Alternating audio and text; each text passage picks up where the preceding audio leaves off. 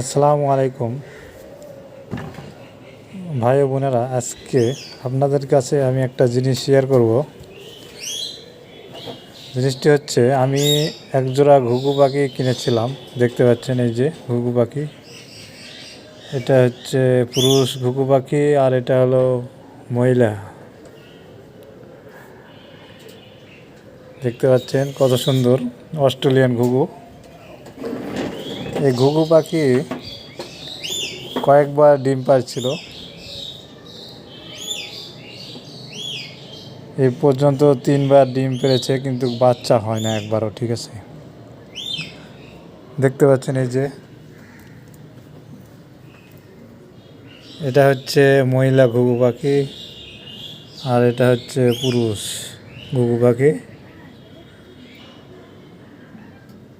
আর